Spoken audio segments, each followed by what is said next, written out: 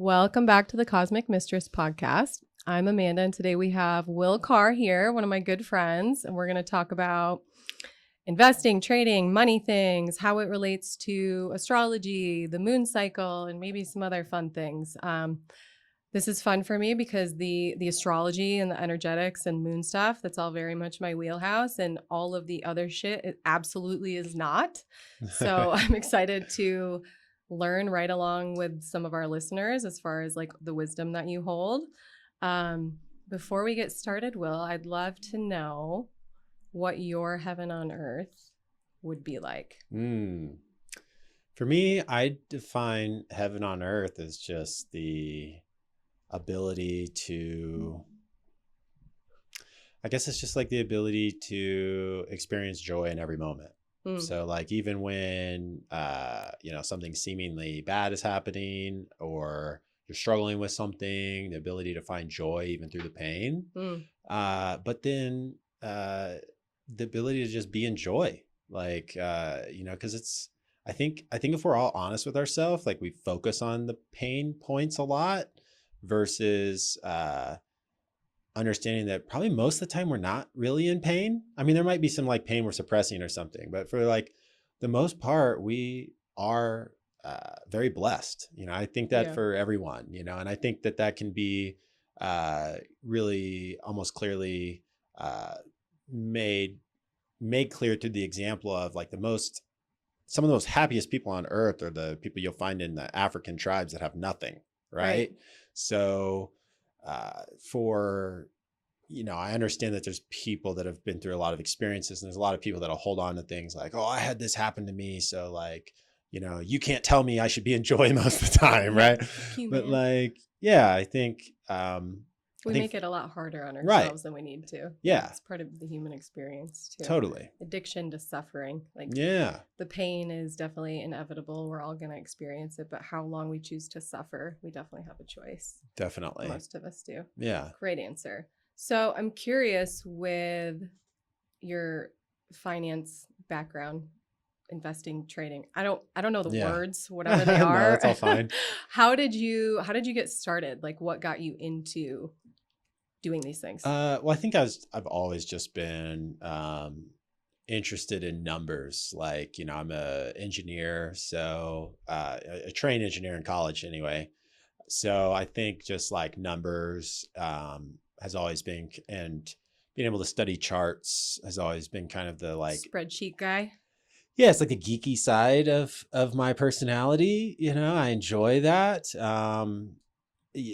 Yeah. So, and then I think, finances was just always very interesting to me. So learning to understand that, and then understanding like charts and cycles, and then the more like the woo-woo side of me that, loves to be this like spiritual, like, tapped in. Pisces rising. Yeah. It has made it really fun to be able to combine, some of these like more super, or like, I guess I was going to say supernatural, but like more new age. Some of these like spiritual components to the more like, combining the left brain and the right brain. I think maybe that's a really good way to put it. Having both sides of that around finances has been really fascinating to me, especially when you start to see how some of the astrological type charts and stuff really align with market cycles and financial cycles. And, you can even dive into different, the different calendars. Obviously we live on what's called the Gregorian calendar, and that's the only calendar most people even know. But there's several other calendars, such as like the Hebrew calendar, where there's a lot of market cycles that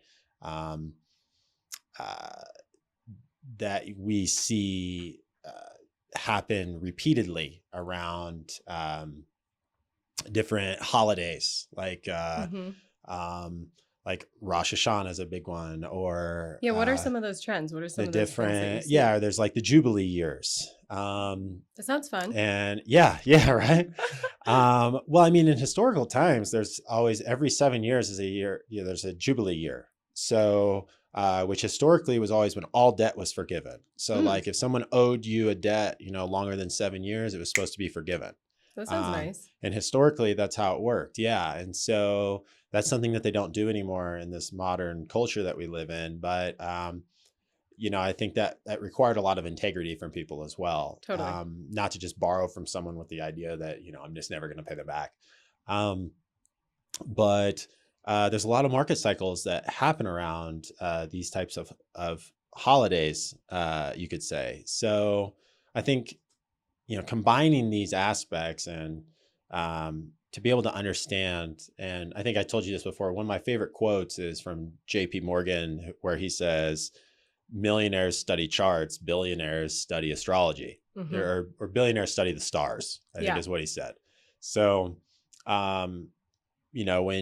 when most people are stuck in this mindset of, they're making money for today or for tomorrow versus looking. And I think that's the biggest difference between your everyday person and even someone that you might think has a lot of money as a millionaire, or someone that's made it to the level of like billionaire, is people who have tremendous amount of wealth.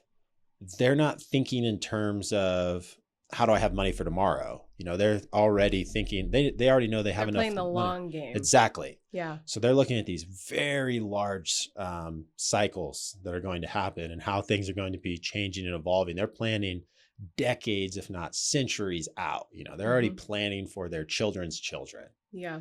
So that's where like really starting to understand how some of these things complement each other becomes really interesting. Yeah, I love that too, because even with any shift, as far as like, like the work, I just think like the work that I do, like identity shifts, embodiment, changing a new habit, like anything that you want to change, it's not very easy. And a lot of people aren't able to do it because you don't see results very quickly. And as humans, like if we can't see that it's happening very quickly, we get turned off. But if you play the long game with any of these things, it's much more sustainable and it's high risk, high reward, right? Versus like staying exactly where you are and not taking the risk, but not really getting the outcome that you're desiring either because of that. Yeah. Yeah. And I think, that's where a lot of people are. And it's kind of this like catch-22 thing. It's like chicken before the egg, right? Like which came first. And so I think the more we can try to create this mental shift prior to being in a place where, you feel like you already have that financial abundance, is the more you can get there mentally first, the easier it's going to be to actually be there. And so what do you think that shift is? Like the people that you see, or even yourself, that are more playing the long game, like what is the recurring story, or what are the things that you tell yourself in order to stay disciplined and committed to that, versus maybe some of the other thoughts, beliefs, stories that people that don't have the discipline have a hard time to committing to the long game? Like, what do you think that difference is? Well, I think the biggest difference is a word you just said, which is discipline.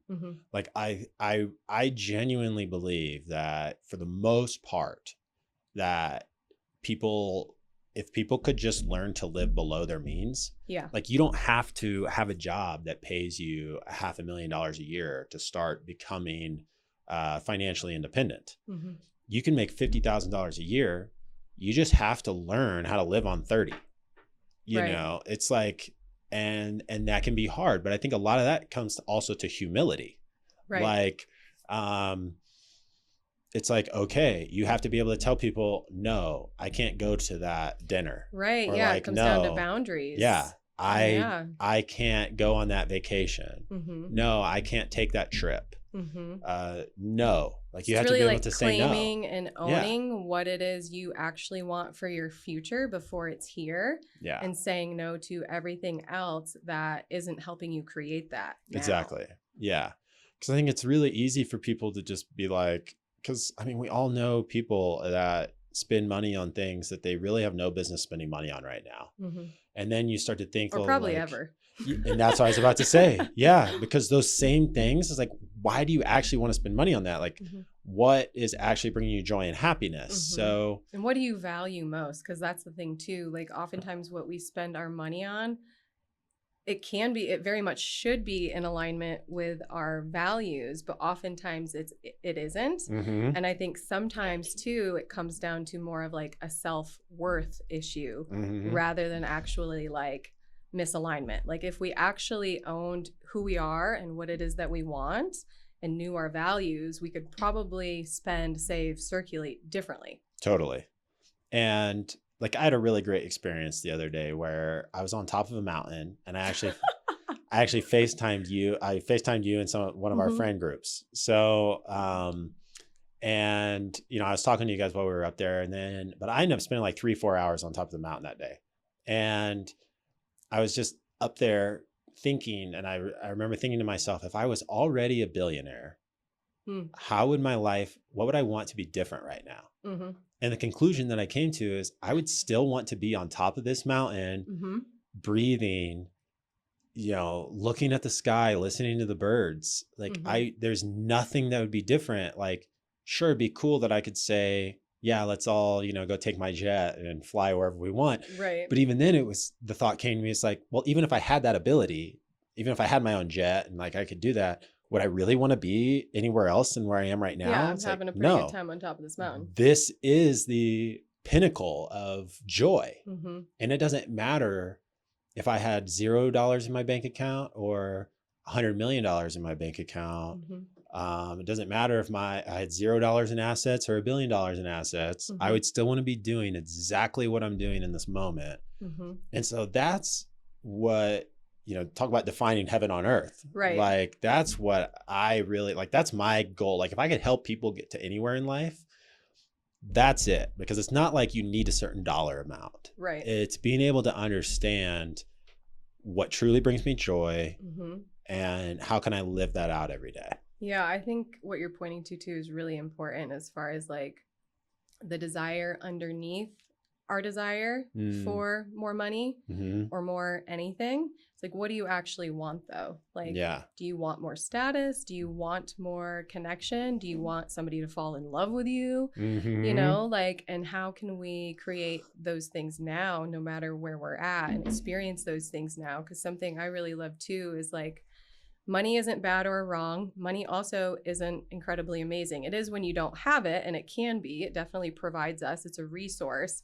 But money is also a neutral resource, meaning when we get to the point where we don't have any charge towards it, it just is, like you're saying, like that would be amazing. And nothing would change for me because I've already created this life. I'm living this experience. I have everything that I need. And yes, I still desire this and it will come in, but also it's not controlling me and it's not holding me in a place where I feel stuck until I have it. Yeah. And that's where I think something like trading really can like teach you that, because when you're trading, it's just numbers on a screen. And it's very easy to recognize the emotional charge you have towards those numbers, right? And it sounds like a fun game. Yeah. And it is. Honestly, it is. It's for some people that are, you know, like myself. But you know, I also like to jump out of planes and do other things. So it's like, I think there's like there's an adrenaline thing that comes with like actually trading. And around that also, what I'll say is there's been so many studies to show that like the same amount of people, if they would just invest and let things compound, you'll actually make more money than by trading, like actually trading, because when you trade, you also lose a lot of the time. Yeah. And by buying and holding, like you might lose for a time. But if you can put money away and invest into things that you know over the long run are going to go up in value, you just have to be able to lock money away that you know you're not going to need. Right. So you're locking that away for the future, knowing that it's going to grow or compound. Where do you recommend people start with that? People brand new to investing, like haven't done anything yet. Like where's a good like entry point for them, like middle class? Well, your typical financial advisor is going to, I don't do things this way personally. Your typical financial advisor is going to tell you to do like a 60-40 split between like basically major stock indices being the like 60-70, and then long-term duration treasury bonds. What would you do if you were starting over? I would very much start following and studying people that understand blockchain and cryptocurrency. And I would be putting my money, and this is what I do. I put my money into blockchain assets that through my research, I know that they have actual utility and use case, like in the new digital economy. So not just things that are going, I'm not just buying something because I think it's going to go up in value. I'm buying like new technology that is going to actually get used. So, and there's several blockchains and stuff. I don't want to like give people like certain things that is actually to invest in, because I'm not a financial advisor. I can't give that advice. But that's what I would be looking into is blockchain, different cryptocurrencies. And I would really try to study and dive into what will actually be used, like what has utility, like what are the banks going to use, what are all the assets in the world going to be tokenized, like and even that, like where are we headed? Yeah, like where are we headed, and what's going to be used in the world that we're headed, not just like what has scarcity, or like and there's some truth to that too, like supply and demand, scarcity, store value. But like what's going to, it's like the difference between, multiple people built, there's so many, like you think of the .com era, and when the internet first came out, there was so many thousands of companies that spun up just because they were an internet company. But like what actually got used? Google got used, Amazon got used, 90% of the software was made by Microsoft, like what actually was going to be used, not just what's hype and speculation. Right. So, and I think that's kind of where we're at in blockchain right now. There's, if you count like the meme coins, there's millions of blockchains. If you kind of don't take into account the meme coins, there's still tens of thousands, but 95+% of those are not going to be worth anything because they're purely speculative, or that's purely like, I liked this picture and I thought it was cool, but that's how I would choose. Yeah. Honestly. That's like, how I choose a lot of things. Like the girls that do like the March Madness brackets and stuff. Oh, I like these jerseys better. Totally. Or the name, like the mascot, whatever it is. I like this mascot more, so they'll win. So then how do you choose from an educated place and not just choose one that's in the 95% that's gonna not do well? Yeah, I think listening to people that know. Yeah, I mean, you can do research on each individual chain and who's behind them and what they're doing, and but I would there's some incredible people to follow, that you can dive into. Like one of my favorite people to follow is Black Swan Capitalist. He talks a lot. It's a cool name. Yeah, it is a cool name. See, there's a good example of a name that is cool that you could follow. Also, that works. Definitely. So Black Swan Capitalist, I truly follow him. He's a little dry. Just you kind of have to nerd out on. You have like a fun and flirty one to recommend? Yeah, I would recommend this guy, Waters Above. And he is very much like someone that everyone probably in your community would love. He's probably who I follow most that talks about astrology and the different market cycles around the different like Hebrew calendar and the stuff that happens there. So he's very intelligent and very much into the stars and the alignment and how that affects the markets. And he's the one that talks a lot about, the moon cycles, like I was telling you. Yeah, let's share some of that too, as far as the moon cycles and what what you've heard, what you've noticed, all of that as far as trading, investing, all things. Yeah, about 70% of the time you'll find in markets there's local highs around the new moon, and there's local lows around the full moon. So in these trading cycles, and like it only works about 70% of the time, but if you're trading and you can win 2 out of 3 times, you take that trade. And 70% is pretty good. It is really good, because that's the thing that comes with like trading. Like to be good at trading, you have to be willing to cut losses, and you have to be willing to take your wins when you get your wins. And I think it's almost like taking the losses is what's harder for people, like, because I know me personally, like I love this meme I saw the other day. It was hilarious. It was like, it was hilarious to me because I trade, but it was like this guy, the thing said, rather than cutting my loss, watching my trade get liquidated. And there's like this big tidal wave coming on the beach, and the guy's just like throwing out a lawn chair and like sits down and lets himself just get like taken out by the tidal wave. Right. And what does that mean though? Does that mean people end up being so much more focused on the loss that they can't enjoy the win? What does it mean not taking a loss? I think it means, so say you put $1,000 up in a trade. Okay. And say you're down $300, and the ability to say, okay, I'm going to cut my loss. I'm going to take the $700 back versus waiting, versus losing that entire $1,000. Yeah, okay. Because maybe the trade's going to turn around, right? And it's going to go back the other way. But and every trader's done that. Like, I've definitely lots of times, watched my trade, or I've been like, I've put $1,000 in a trade. I'm going to throw another $1,000 in it to try to protect it. And then I lose $2,000 instead of $1,000, right? Where I probably could have just like cut it and saved 700. So I think that's kind of what that meme means. But I think, for people that are doing these types of trades, and the thing is, for 99.9% of people, I'd not recommend you to leverage trade. Like because most people lose, and because it's almost like paying a college tuition. If you really want to get good at it and understand it, you basically have to understand, I'm going to spend a certain amount of money to really learn how to do this. Because a lot of it also is being able to become emotionally detached.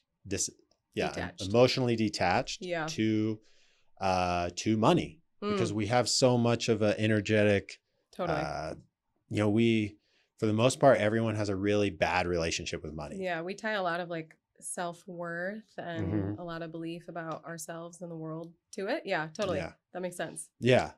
And so that's why, even like when I was saying earlier, for the most part, people, if you can just find a good investment to buy and hold, and to do your research long enough to understand what some of those good investments are, and you can just put money away, you're never going to lose in the long run if you do that.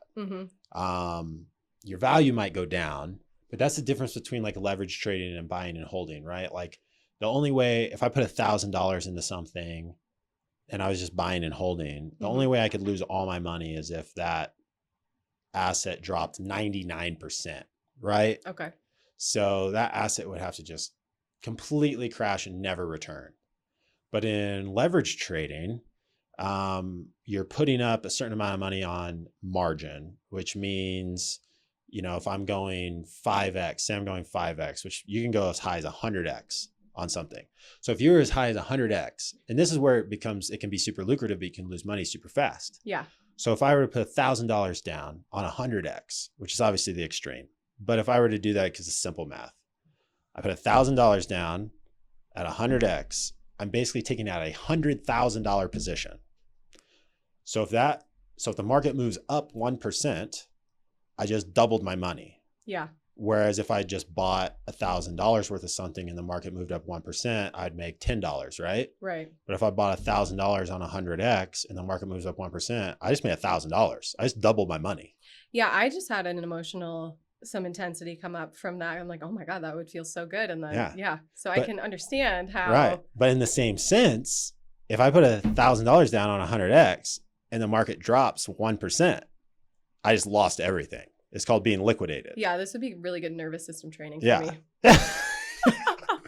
So you can watch these swings go insane. Yeah. Now, I guess I can't say I've never done like a 100x trade, but for the most part. Have you ever lost a 100x trade? Oh, totally. I've been absolutely wiped out. Mm-hmm. Like, I've been that guy that I was describing in that meme. Yeah. Watching, throwing out my lawn chair, and the tidal wave get me 100%. But it sounds like you learned from that too. Yeah. Yeah. Like lately, I've had some good wins lately. I've also had some decent losses lately, but I've been able to cut those losses. Whereas in the past, maybe a few years ago trading, I would have been like, I'm down 30% on this trade. I don't want to cut it. I want to see if it'll turn around. Mm-hmm. Versus I'm like, okay, no, I'm going to cut my losses. I'm going to have that capital back and I'm going to be able to look for another better entry. Mm-hmm. And so I think that's where it's like, it very much is like emotional training. Mm-hmm. And like trains you to think of money as nothing more. It like makes you understand that money is literally just numbers on a screen. Like there's no difference between there really is no difference between $100 and $1 million. Like it's just numbers. Mm-hmm. And there's an infinite amount of money in the world. There's not a finite amount. And so when you start looking at money that way, you can. Or just as energy too. Yeah. Right? The energy of different numbers too. Yeah. Yeah. Yeah. What was interesting for me is when you said that around, learning to cut your losses more now versus before. Like you had those lessons with not, like the psychology behind that too, like comes up in my mind is like, oh, I'm wondering if like at that point in his life, he had a harder time letting go in general versus now it's easier and he's more in flow and can let go. Do you know what I mean? Like definitely a little bit more of like the holding, controlling too. I can see how this would be really good. Like the way you do one thing is the way you do everything, right? Yeah. So likely how you're showing up is also the way that you show up with money. Yeah. And honestly, that's probably really good because if I reflect on my life, I feel like I have a lot easier time just letting things be now than trying to control it. Or, I also think that there's a lot of people that lose in trading. It's because they think they need to hit a grand slam. Mm-hmm. It's like I need to turn this $1,000 into $100,000 today. Right. Instead of just like consistent small wins. Yeah, exactly. Like the traders that win hit singles. They just hit a lot of singles. Mm-hmm. And, they're able to even, they're able to make sure they don't strike out looking. Yeah. Versus trying to hit a grand slam. Mm-hmm. And see, for me too, now I'm wondering like if that has to do with like needing to be seen, needing to be the best, needing it to be perfect. Mm-hmm. Versus like playing the long game of being okay with the more of like the mundane versus like high pleasure seeking, high dopamine versus like a little bit more boring. Yeah. Well, and I think, one of my friends and mentors was a professional poker player for a long time. And, one of the things that he said to me that really stuck is what poker players are so good at is realizing that it's easy come, easy go. Mm-hmm. Like they don't have this like emotional attachment to, they're able to detach from the money and being like, okay, I can lose 5 hands, but then I'm going to win this hand and more than make what I lost in those 5 hands. Mm-hmm. And then it's really just about understanding risk management. And if you can understand risk management, you can do well in trading. 2 things in trading. Understanding risk management and being able to detach emotionally. Yeah. Because it's when you're attached emotionally that you're like, oh, I don't want to lose this $300. Mm-hmm. I have like, it's going to turn around. It's going to turn around. And the next thing you know, you lost 1,000. Right. Because you couldn't just take the loss of 300. Mm-hmm. So, yeah. I feel like too, those are likely both things that you just get to practice and learn while you're in the game. It's not like there's prep work, I mean, you can do like visualization, take yourself through that experience, mm-hmm. but actually sitting down or actually trading and being in it and having to move through those yourself, I think probably is what repatterned the emotionality around it for you, and also the pattern of being able to let go and cut your losses. Totally. And I think, and that can really tie into entrepreneurship too. Like when you are taking a risk on yourself, you don't have to be like trading markets to put money up that's at risk. Right. If I'm starting a business and it's going to cost $50,000 to get this business started, and there's no promise that I'm going to make money on this business, but I have to put up 50,000 of my own dollars to bet on myself. That's another form of risk management, and having to understand that you're taking a risk. And, but the most successful people in the world take the biggest risks. It just is what it is. And, another thing from my own personal philosophy is that lots of times in investing, there's this idea of like diversification. Like your standard financial advisor is going to tell you to diversify into a bunch of different things, and you're going to, this is one thing I've actually heard. Yeah. Oh yeah, probably. Yeah. It's very standard. Diversify, right? Diversification is what the super wealthy do after they've already become super wealthy. No one has ever become super wealthy through diversification. It's a really good. If you think of any of like the most successful people, the best entrepreneurs, they go all in. They find one thing. Like Warren Buffett, obviously a super famous investor who has never leveraged trade. Like he does not believe in it at all. He takes the total approach of, buying and holding for the long term, which is why he's great proof of why most people should never trade. Like trading does not work out for 99.9% of people. But one thing that I love that Warren Buffett says is you should approach every investment that you make like you only get 20 investments in your entire life. So if you're going to invest in something, you should approach it as I only get 20 shots at investing. So, because if you took that mindset, you would be so diligent, you would study everything you invested in, you would make sure that that was a really big deal that you were using one of your 20, because you only get 20 of your entire life. Yeah, it's really good advice.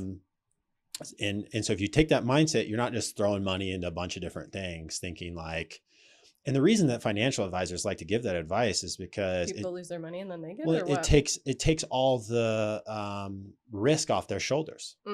Because if I'm a general financial advisor and I really believe in one thing, and I tell you, Amanda, I'm responsible for your entire net worth, right? I'm your financial advisor. And I tell you to put all your money into one thing. And then you lose all of it. And you lose it. Yeah. Then I just lost all your money. Yeah.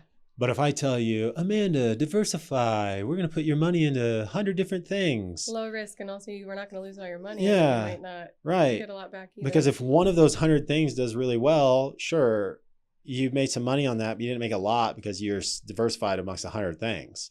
But if 5 of those things go to zero, I didn't lose all your money because we had it in 100 different things. Right. So the diversification takes the risk away from the financial advisors. And so can you grow money that way in the long run? Yes. It depends on your financial goals too. Like if you're someone that has a job where you make $150,000 and you can put away $20,000, $40,000 a year into investing, and your idea of a heaven on earth is that you can work until you're 65 and then you're going to have enough money to live on for the rest of however long your life is after 65, then these type of standard financial advisors strategies can be super effective. Because if you have a 40-year working window and you're putting $20,000, $30,000 away and that money's growing at 7% a year, you can be at a point at the end, you can be at a point at 65 where you can retire and live off that. Yeah. So it really just depends on what your goals are. Right. The life you want to live, and also what I'm hearing, the risks that you want to take, how risky you want to live. And also, this is reminding me of what we talked about on your podcast, but how comfortable you are with the unknown. Those are the 3 things I think to take into account when you're making those choices. Yeah. And because I also think like some people are just not comfortable starting over. Like I think this is a very interesting concept too, though. with starting over? Because are you ever really starting over? Well, you're never starting over from the sense of the knowledge that you gain throughout your life. You always now have that knowledge. So it's like someone can take all your money away and you can start over in that sense, but you're not starting over from the sense of the experience and the knowledge that you've gained. So in some ways, yes, in some ways, no. Right. You're never starting over. But the most successful people, the most successful entrepreneurs have completely hit rock bottom at certain points. They've lost everything. Yeah, they failed. Like if you look at someone like Elon Musk, for example, at one point he was so broke that he was literally having to pay his employees on credit cards that he had. Like he was, in his story, he'll talk about how he was a day away from SpaceX completely having no money, and now they're about to IPO for $2 trillion. Wow. So, I had a dream about him once. Yeah, which will make Elon the first trillionaire. That's wild. But it is super wild. But he's a great example, and he's obviously an extreme example too. Like in many ways. Yeah, no one's going to be like Elon. I would not want to live his life, like as much wealth and stuff as he has. Like I would not want to live his life. I would not. I want to. It's also people like that that have really inspiring stories, though, based on like how they failed or like the definition of failure and like what's possible after that. Mm-hmm. Yeah. And so, yeah, but I mean, I think that's where it comes back to like, what's your goals? Right. So if you're very happy, like working a standard job or like doing something where you have quote unquote security, taking these more like traditional routes to financial freedom can really work. Mm-hmm. But even then, in order to have money to invest, you have to be able to live below your means. Right. Right. So I think there's also a lot of people, and we probably all know some, that make $250,000 a year and they spend $250,000 a year. Yeah, totally. Right. And they've got, $1,500 a month in car payments, mm-hmm. and they've got all these things. Whereas I would much rather drive my truck that's paid off and has 200,000 miles on it, than go out and buy a new truck. Like, right. I think a lot of it too has to do with your relationship to safety and security. Yeah. Because I think a lot of times those influence our choices with money, right? What we choose to invest, spend on, and also whether or not we can hold money and hold on to it. Mm-hmm. So I think, your connection to safety, security, self-worth, and also power are all really important to explore while you're making all these decisions. Yeah. We're going to wrap up soon, Will. Is there anything else you'd like to share as far as cycles? Well, all markets go through cycles. There's always up, there's always down. I think you shared the new moon. Yeah. What about the full moon? Is there anything that? Well, yeah, and like in local highs in markets are usually around a new moon. Local lows are usually around a full moon. Okay. So that's good for people that are trading. Trading specifically. More in a short term. Yeah, because that's, every 2 weeks roughly we have a new moon and a full moon, right? But I think if for like astrological cycles, one thing that's really interesting and I'll like Waters Above, like I said, is a guy who's really great to listen to, but he really shows the different like lunar and solar eclipse cycles and how the lunar, because the last 3 major cryptocurrency liquidation have all happened on a lunar eclipse. Oh, wow. So that's not a coincidence. I'm excited to listen to more of what he has to say. That sounds they've all been on a lunar eclipse. Well, and now we're moving into a solar cycle now. So the lunar cycle has just completed. We're moving into, or maybe I don't know. But we're I think you're correct. I think I'm right. Yeah, right. Now I'm questioning myself. But we're moving into a solar cycle. So in general, we're about to see, probably more upward movement over the next 3 to 4 to 5 years. It's going to be like a good time to, the next 12 to 24 months is going to be really interesting. But then after that, it's going to be a really good time. So it's to invest. Yeah, I think the next 12 to 24 months might be really rocky. Like I think there's a good chance that there's a lot of people that are highly invested in the stock market or highly invested in real estate that are going to see some very significant losses. But after that, things should look really good if we're looking at it from a astrological perspective.